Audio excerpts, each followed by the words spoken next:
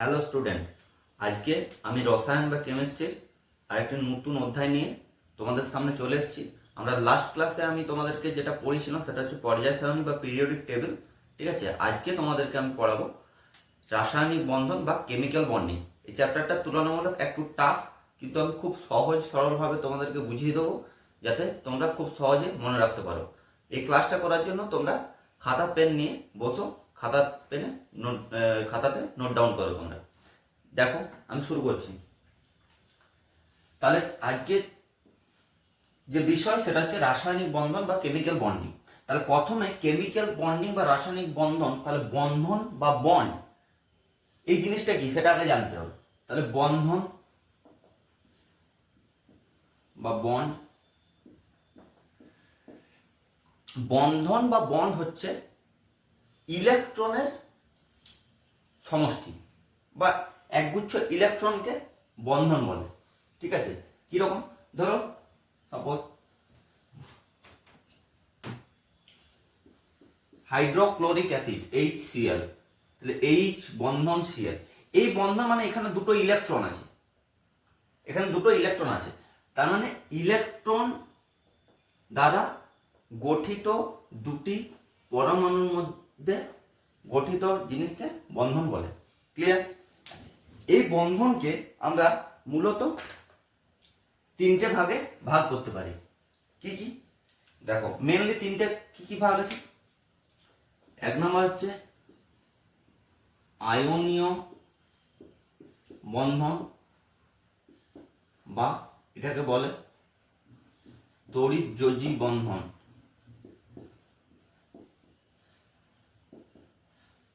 দুই নম্বর হচ্ছে সমযোজী বন্ধন, আর তিন নম্বর হচ্ছে অসমযোজী বন্ধন।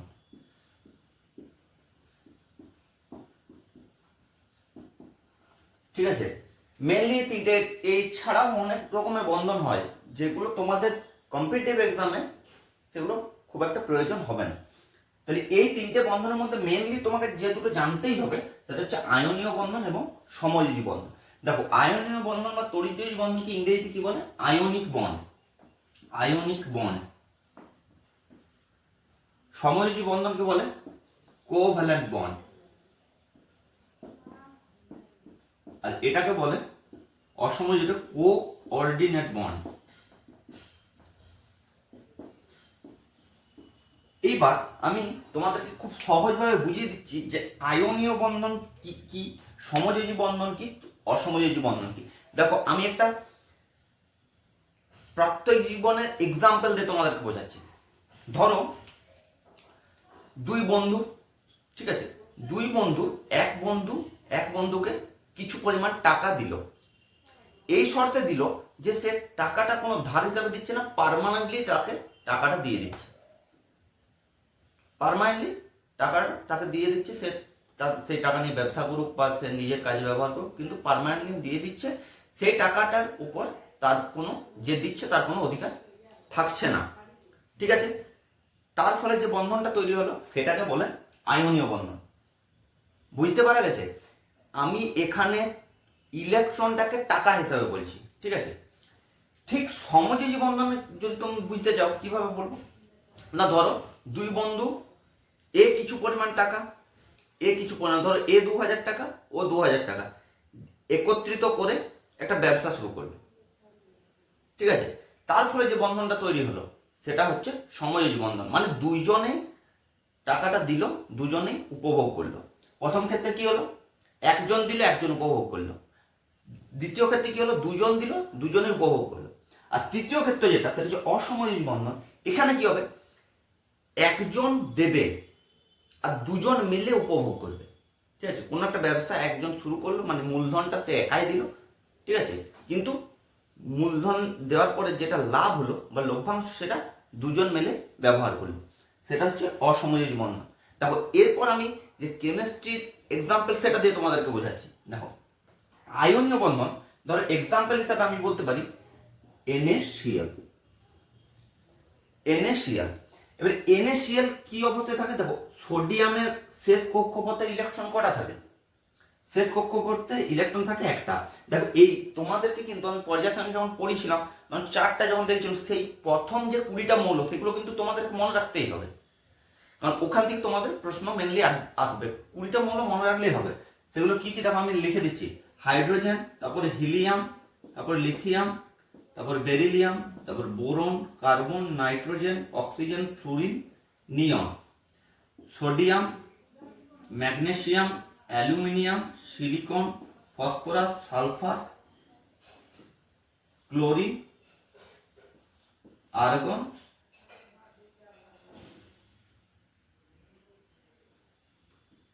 পটাশিয়াম, আর হচ্ছে ক্যালসিয়াম।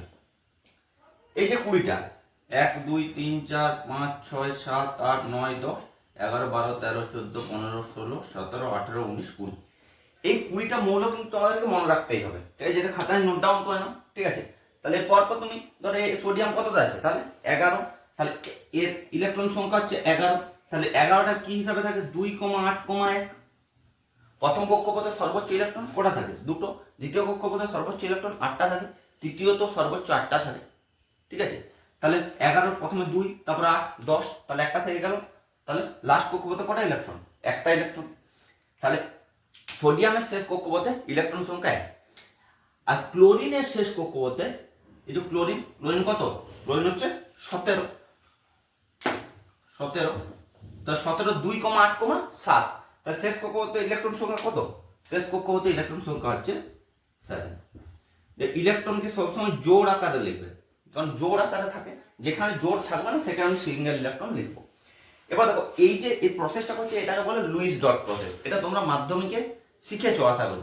ঠিক আছে, যদি না শিখেছো তো দেখে নাও, আমি দেখিয়ে দিচ্ছি কিভাবে হয়। দেখো এই একটা ইলেকট্রন এ কি করবে, ক্লোরিনকে দেবে। যখন একটা ইলেকট্রন দেবো তখন এইরকম তীর চিহ্ন দেবো একটা সাইডে, যাতে বুঝতে সুবিধা হয় যে একটা ইলেকট্রন দিচ্ছে। তাহলে একটা ইলেকট্রন যখন একে দিচ্ছে মানে কি পার্মানেন্টলি দান করে দিচ্ছে। আমি কি বলছিলাম যে একটা বন্ধু কোন একটা বন্ধুকে পার্মানেন্টলি টাকাটা দিয়ে দিচ্ছে, তার উপর তার কোনো অধিকার থাকছে না। তারপর কি হবে, সোডিয়াম Na+ হয়ে যাবে, আর ক্লোরিন একটা নিয়ে কি হবে, Cl- হবে। ঠিক আছে, যার ফলে যে বন্ধনটা তৈরি হবে, এরকম কোন যে বন্ধন তৈরি হলো সেটাকে বলে আয়নীয় বন্ধন।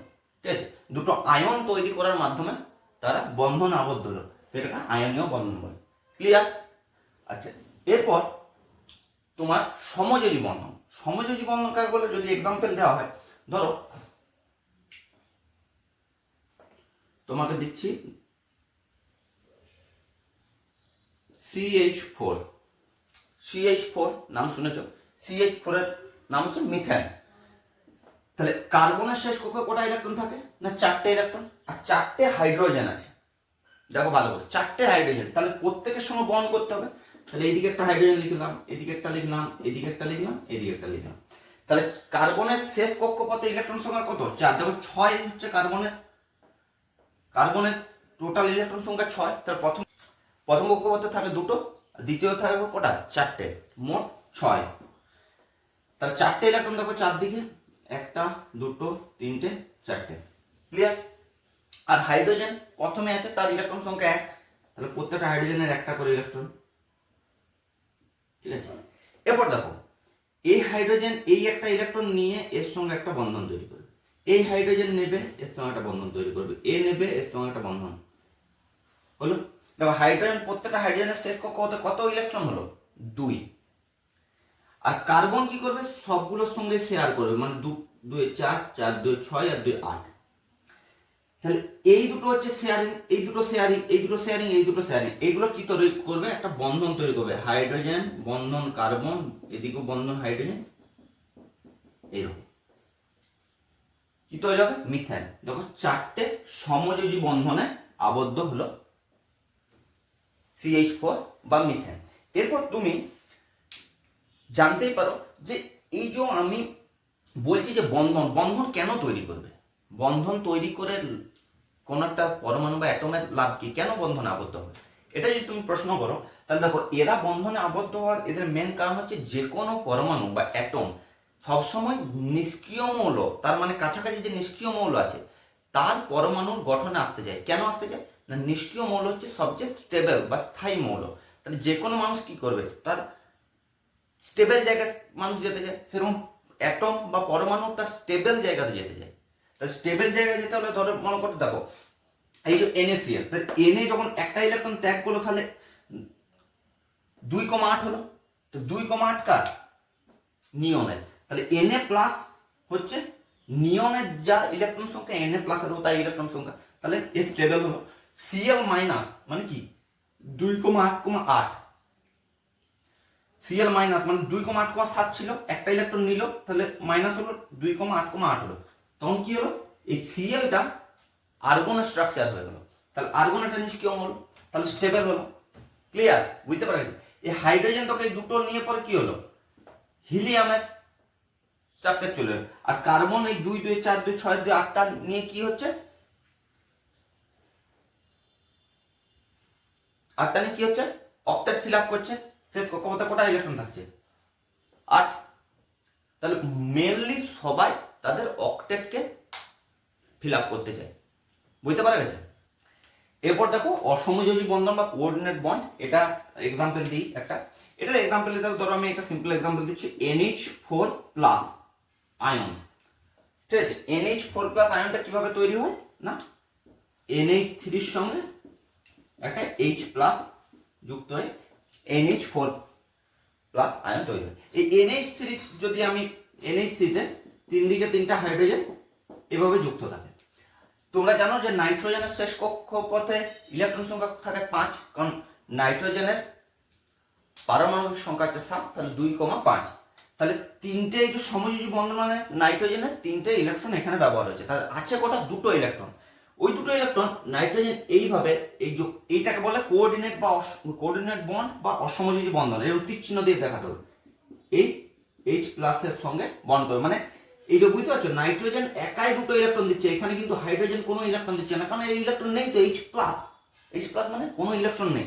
তাহলে হাইড্রোজেন ইলেকট্রন দিচ্ছে না, নাইট্রোজেন দিচ্ছে, অথচ দুজনে উপভোগ করছে, দুজনের মধ্যে একটা বন্ধন তৈরি হচ্ছে। এই হাইড্রোজেনের ক্ষেত্রে দেখো এই হাইড্রোজেন একটা দিয়েছে, নাইট্রোজেন একটা দিয়েছে, এটা কি হচ্ছে, তিনটে হচ্ছে সমযোজী বন্ধন। এবং এইটা মেনলি হচ্ছে, এটা হচ্ছে coordinate bond.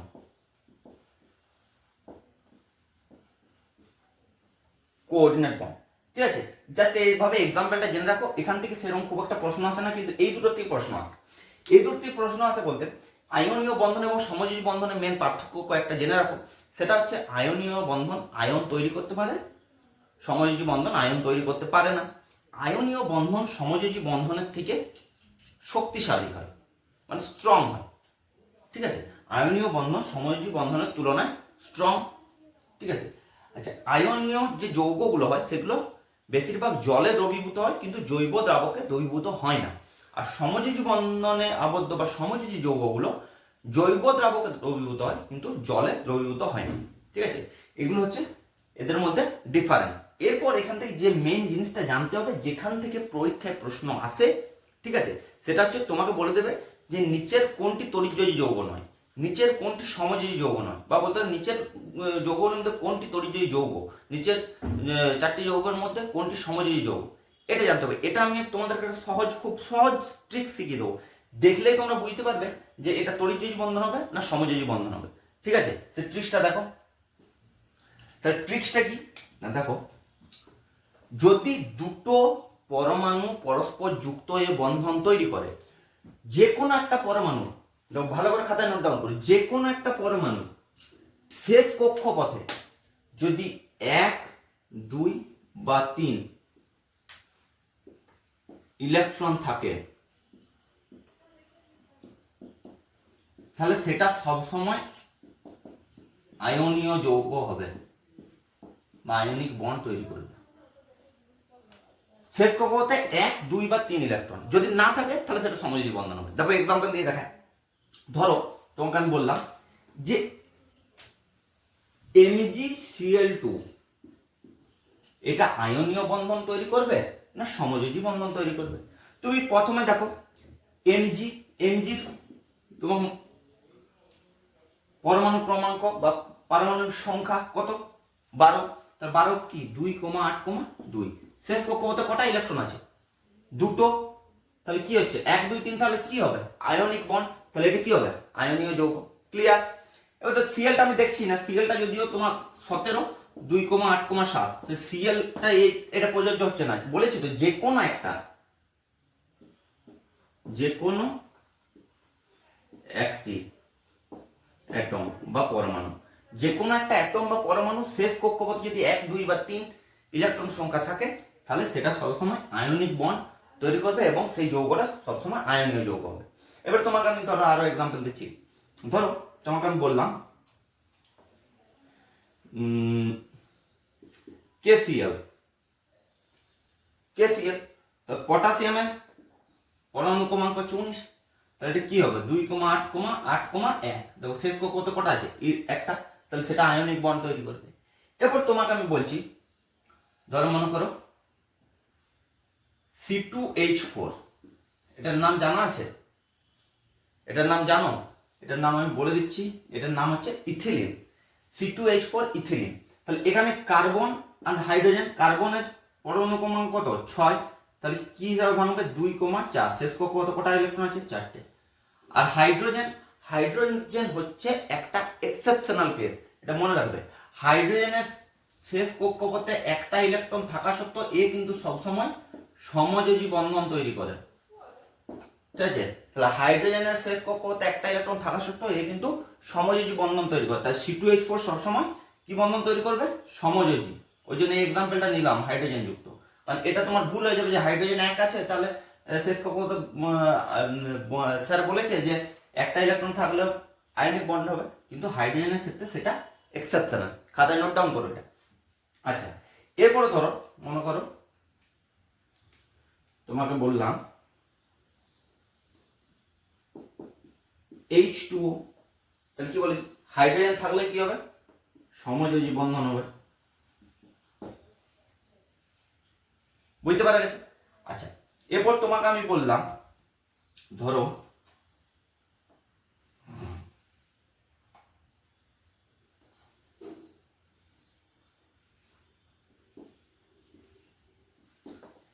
LiH, lithium hydride. তো লিথিয়ামের শেষ কক্ষে ইলেকট্রন সংখ্যা দেখো, লিথিয়াম হচ্ছে 3, 2,1, শেষ কক্ষে কটা আছে 1, আর হাইড্রোজেনও শেষ কক্ষে 1। আমি কি বলছি, হাইড্রোজেন থাকলে সবসময় সমযোজী হবে, কিন্তু তার পাশের যে অ্যাটম সেটা জানতে হবে। যে পাশের অ্যাটমটা যদি সমযোজী বন্ধন তৈরি করে, মানে শেষ কক্ষপথে 1, 2, 3 ইলেকট্রন সংখ্যা যদি না থাকে, তবেই সমযোজী বন্ধন হবে। যদি বাই চান্স 1, 2, 3 থাকে, তাহলে কিন্তু হাইড্রোজেন থাকা সত্ত্বেও সেটা কি হবে, আয়নীয় যৌগ তৈরি করবে। তাই লিথিয়াম হাইড্রাইড কিন্তু আয়নীয় যৌগ তৈরি করবে। দেখো এখানে কি আছে, হাইড্রোজেন ছাড়া কি আছে, অক্সিজেন। তো অক্সিজেনের কত 8, 2,6, লাস্ট কক্ষপথে কটা আছে 6টা, তাহলে 1, 2, 3 নেই, হবে। এখানে দেখো কার্বন ছিল, কার্বনের শেষ কক্ষে কটা ছিল 4টে ইলেকট্রন, তার জন্য এটা সমযোজী হয়েছে। হাইড্রোজেন আছে তার সঙ্গে, হাইড্রোজেন থাকলে হাইড্রোজেনকে আমি দেখবো না, হাইড্রোজেনকে বাদ দিয়ে যে অ্যাটমটা থাকবে সেটা শেষ কক্ষপথে 1, 2, 3 ইলেকট্রন সংখ্যা যদি থাকে, তাহলে সেটা হবে সমযোজী, সেটা হবে তড়িৎজয়ী যৌগ বা আয়নীয় বন্ধন। আর যদি 1, 2, 3 ইলেকট্রন সংখ্যা না থাকে, তাহলে সেটা হবে সমযোজী যৌগ। ক্লিয়ার? আর লাস্ট একটা টপিক থাকে, সেটা হচ্ছে সমযোজী যে বন্ধন, সেটা আবার মেনলি দুটো ধরনের বন্ধন হয়, সেটা আমি তোমাদেরকে একটু বলে দিই, বাস এটা বললে আজকে ক্লাস শেষ হবে। আর সমযোজী বন্ধন 2 ধরনের হয়, একটাকে বলে পাই বন্ধন, এটা হচ্ছে পায়ের চিহ্ন তোমরা জানো, আর একটা নাম হচ্ছে সিগমা বন্ধন, এটা হচ্ছে সিগমা এরকম করে লেখা হয়, এরকম করে, ঠিক আছে? একটা হচ্ছে সিগমা আর একটা হচ্ছে পাই বন্ধন। এই জিনিসগুলো কি, সিগমা পাই বন্ধন, দেখো এইগুলো সায়েন্সের স্টুডেন্ট হলে বুঝতে সুবিধা হয়। তা জাস্ট দেখে দেখো, যদি দুটি অরবিটালের ফেস টু ফেস ওভারল্যাপ হয়, মানে মুখোমুখি সংঘর্ষ হয়, যদি বলা হয় দুদিক থেকে দুটো গাড়ি আসছে, মুখোমুখি সংঘর্ষ, তখন যে বন্ধনটা তৈরি হয় তখন তাকে বলে সিগমা বন্ধন। আর দুটো যদি পাশাপাশি ল্যাটারাল ওভারল্যাপ মানে পাশাপাশি দুটো গাড়ি যাচ্ছে, তার মধ্যে যদি সংঘর্ষ হয়, তখন যে বন্ধনটা তৈরি হয় সেটাকে বলা হয় পাই বন্ধন। এটা হচ্ছে ল্যাটারাল ওভারল্যাপ, আর এটা হচ্ছে ফেস টু ফেস ওভারল্যাপ। সেটা হচ্ছে সিগমা। তাহলে ফেস টু ফেস মুখোমুখি সংঘর্ষ মানে কি জোরদার সংঘর্ষ হবে, তাই সিগমা বন্ধন কিন্তু পাই বন্ধনের থেকে শক্তিশালী বন্ধন, ঠিক আছে। আর পাই বন্ধন হচ্ছে তুলনামূলক অনেক দুর্বল, ঠিক আছে। সমযোজী বন্ধন এমনিতেই দুর্বল, এবার সমযোজী বন্ধনের মধ্যে সিগমা বন্ধনটা পাই বন্ধনের থেকে স্ট্রং, পাই বন্ধন সিগমা বন্ধনের থেকে দুর্বল, মানে পাই বন্ধন হচ্ছে সব থেকে দুর্বল, ঠিক আছে। এবারে ওভারল্যাপ করলে দেখো এইরকম ভাবে অরবাইটাল গুলো হয় দেখতে, ধরো পি অরবাইটাল আঁকছি এরকম দেখতে হয়। এবার ফেস টু ফেস ওভারল্যাপ দেখো এইরকম ভাবে যখন এই জায়গায় সংঘর্ষ হয়, ঠিক আছে, তখন সেটা হচ্ছে ফেস টু ফেস। আর ল্যাটারাল ওভারল্যাপ মানে এরকম পাশাপাশি পাশাপাশি ওভারল্যাপটা ধরো আমি যদি দেখাই ভালো করে দেখো, এই যে এই জায়গায় যে ওভারল্যাপ হলো এটা তৈরি হয় পাই বন্ধন। এবার সিগমা পাই বন্ধনের এক্সাম্পল হিসাবে ধরো যেমন C2H4 যেটা, সেই এক্সাম্পলটা আমি তোমাদেরকে দেখিয়ে দিচ্ছি, তোমরা দেখে নাও। দেখো C2H4 দুটো কার্বন দুদিকে আছে, আর দুটো C2H4 চারটে হাইড্রোজেন আছে, এইদিকে দুটো হাইড্রোজেনকে লিখলাম, এইদিকে দুটো লিখলাম। দেখো এই কার্বন এখানে একটা ইলেকট্রন দেবে, হাইড্রোজেন একটা সিঙ্গেল বন্ড, এখানে একটা সিঙ্গেল বন্ড, এইটা সিঙ্গেল বন্ড সিঙ্গেল বন্ড, এর মাঝখানে দেখো এই কার্বনের দুটো ইলেকট্রন আছে, এই দুটো ইলেকট্রন আছে, ঠিক আছে। তাহলে এইখানে যে বন্ধনটা তৈরি হবে সেটা হচ্ছে ডবল বন্ড। এই ডবল বন্ডের মধ্যে একটা হবে সিগমা, একটা হবে পাই, ক্লিয়ার। একটা সিগমা বন্ধন, একটা হবে পাই বন্ধন, ক্লিয়ার। কি ক্ষেত্রে? ইথিলিন। যখন অ্যাসিটিলিন হবে C2H2 তখন কি হবে, এইদিকে একটা হাইড্রোজেন কার্বন কার্বন হাইড্রোজেন, এখানে তখন ট্রিপল বন্ড হবে। ট্রিপল বন্ডের ক্ষেত্রে একটাই সিগমা হবে আর দুটো পাই বন্ধন হবে, তাহলে সিগমা বন্ড সবসময় একটাই হবে, ঠিক আছে। পাই বন্ধন ট্রিপল বন্ডের ক্ষেত্রে দুটো হবে, ডবল বন্ডের ক্ষেত্রে একটা হবে, ক্লিয়ার। তাহলে আজকের যে গুরুত্বপূর্ণ ক্লাসটা কেমিক্যাল বন্ডিং, ঠিক আছে, একটা ক্লাসের মধ্যে তোমাদের শেষ করে দিলাম। আশা করি তোমরা বুঝতে পেরেছো। যদি কোনো ডাউট বা প্রশ্ন থাকে তাহলে কমেন্ট বক্সে তোমরা জানাও, ঠিক আছে। আর এই ক্লাসটা যদি দেখার আগে যদি পর্যায় সারণীর আমার যে দুটো ক্লাস করা আছে সেগুলো যদি না দেখে থাকো, সেগুলো আগে প্লেলিস্টে গিয়ে দেখো, তারপর এই ক্লাসটা দেখবে, তাহলে বুঝতে অনেকটা সহজ হবে, ঠিক আছে। কারণ হচ্ছে এগুলো একটু টাফ চ্যাপ্টার, ঠিক আছে। আমি তাও সহজভাবে বোঝালাম, যেগুলো পরীক্ষা পয়েন্ট অফ ভিউ থেকে যেসব প্রশ্ন আছে সেগুলো সমস্ত কিছু আমি তোমাদের সামনে আলোচনা করে দিলাম, ঠিক আছে। তাহলে এইরকম গুরুত্বপূর্ণ ক্লাস করার জন্য যারা আমার চ্যানেলটা এখনো সাবস্ক্রাইব করোনি তাহলে সাবস্ক্রাইব করে দাও, আর বন্ধুদের মাঝে শেয়ার করে দাও, আর ক্লাস ভালো লাগলে একটা লাইক করে দিও।